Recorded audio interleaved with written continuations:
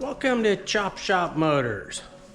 We're gonna take another swing at this 302 Ford motor that I was planning on doing kind of a quick assessment and put it in the corner, call it good. And this motor has taken on a life of its own. So I'll show you what I have found and what I am doing and kind of let you follow along. Hopefully this video will get it all the way across the finish line, but I'll kind of show you the change in direction. So as I looked at the motor, I had pulled the heads off of it. I had built the heads. I was ready to go ahead and reassemble it. I cleaned up the bottom end, you know, the short block or the short block in preparation for putting the heads on. And as I looked at it, I just wasn't completely confident that we were going to accomplish what I was hoping to accomplish successfully. So I dug a little deeper.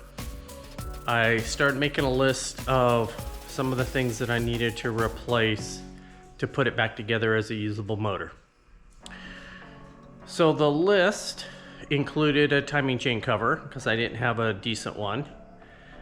The oil pan had sat with just enough water in it to rust out the bottom of the oil pan in about 5 little pinholes, and I could have welded it up.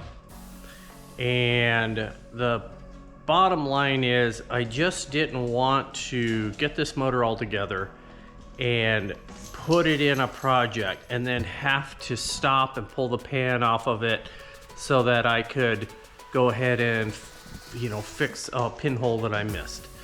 So I bought an oil pan for it. So I've got an oil pan in the front cover.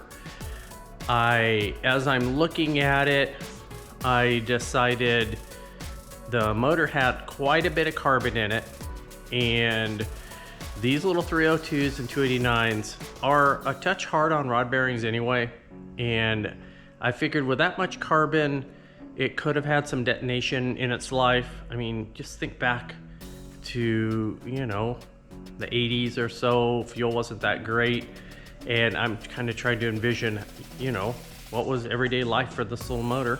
It was just a transportation vehicle. And so I decided I'm gonna put rod bearings and main bearings in it. And as I pulled the pan and looked inside, the motor itself is clean, but from sitting, it did have a fair amount of, you know, extra stuff that got in it, right? And so when it's all apart and it's on a stand, it's pretty fast to do some of this stuff. So I stopped and I just pulled it all the way apart, and I gave it a quick assessment. The bores are nice. It's got a little bit of ridge, but it's gonna be fine. And the crankshaft is decent.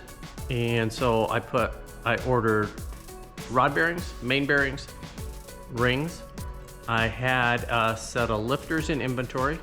I had a timing set in inventory. I had a gasket set in inventory. I pulled it all apart and it had a piston skirt that was cracked, so I bought a piston for it. And I had a high volume oil pump for it out of inventory. So what I'm gonna do is I'm gonna pressure wash and clean everything up.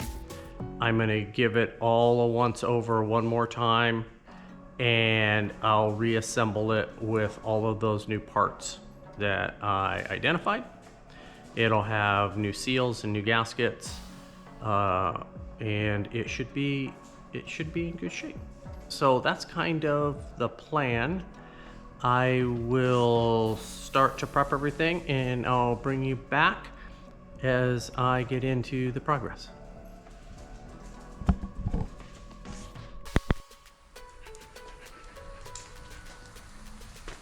Okay, we're back at the 302. So much for my plan of putting it on the run stand and starting it. It is now just a bare block. Basically, it's going back together now. Cylinders are honed, everything looks presentable there, and I'm just kind of catching you up on, you know, the best laid plans went awry. So the goal is to have this be a good running 302 to move into something else, and I will keep that moving forward and get it off of my to-do list. I'll bring you back after I stick some pieces in it. Okay, here we are back on the little 302. So the short block is together. I have taken it and we put the crank in it. I put the cam in it. We knocked in the pistons, and it's got rings, rod bearings, main bearings, and basically what's happened here is I think we have taken all of the potential problems that could happen with the little motor, at least hopefully, and removed them. So this is part of the ongoing work that I'll do to go ahead and button it up and get it all into a finished product. So Aurora is super inquisitive in the shop, so she's in photobombing every picture, it seems like. So now I'll go ahead and move forward with putting the front cover on it, putting the pan on it, bolting on a set of heads, and kind of buttoning this bad boy up. So let me throw some stuff on and then I'll bring you back. All right, here's where the progress is at. Short blocks together, pretty much saw that. Put the front cover on, oil pump, pickup, water pump, bolted down the oil pan. It's, you know, it's looking like a motor. It should work well. So next thing I'm gonna do is, I'm probably done for tonight. Tomorrow I will flip it over, we'll put some heads on it, and doggone it, this thing's gonna be ready to put on a cart and put in something when I'm ready for it. All right, we'll check back in.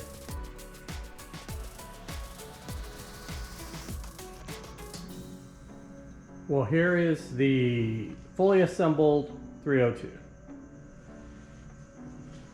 It didn't start out to be this long and drawn out process. It was going to be something that was quick and basically put in inventory and save it for another day. Not expecting it to be anything spectacular. And it just took on a life of its own.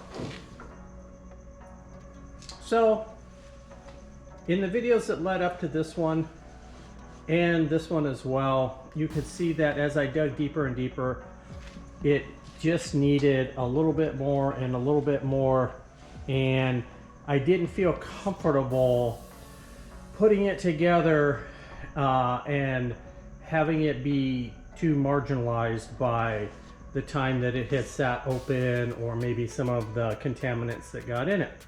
So I kept pulling it apart, and ultimately here's what we ended up with. You saw the pictures of the short block, you saw the pictures of, you know, the crank and new rods and mains going in. So basically what we've done here is we pulled the motor down to just a bare block. We cleaned everything. We, you know, it wasn't worn. It was, it was sort of worn out, but it didn't show excessive wear everywhere. So it was a candidate for what I call, you know, pretty in-depth tune-up.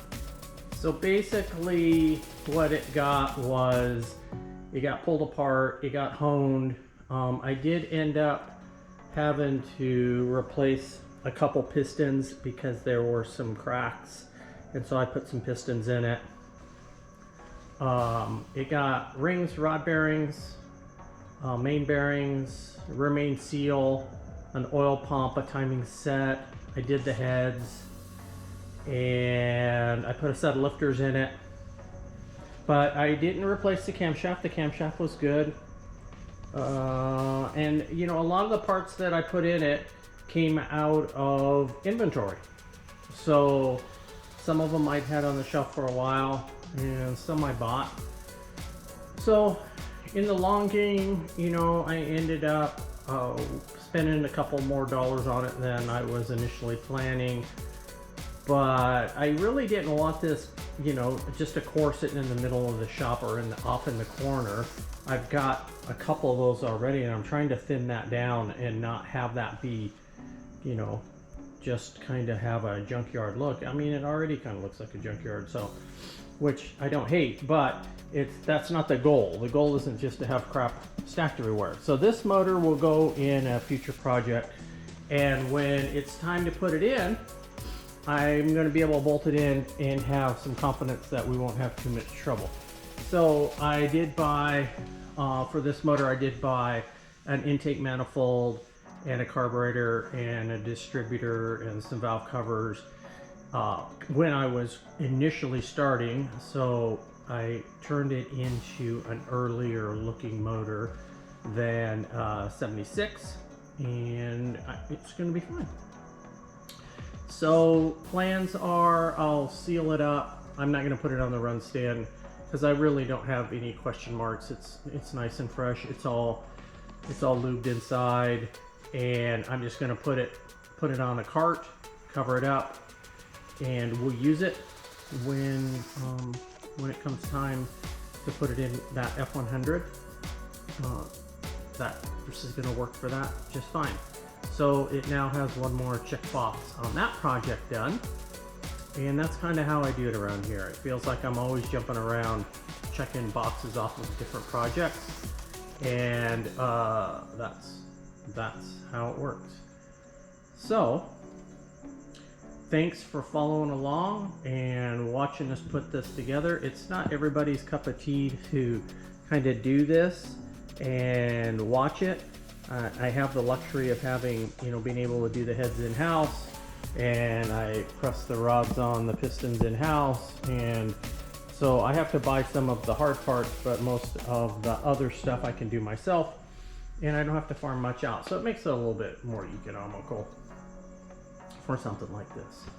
So that's summing up the 302 project. It is this is about as good as it gets. Yeah, Chop Shop Motors on this little motor. I'm Clay for Chop Shop Motors, and we'll see you on the next project.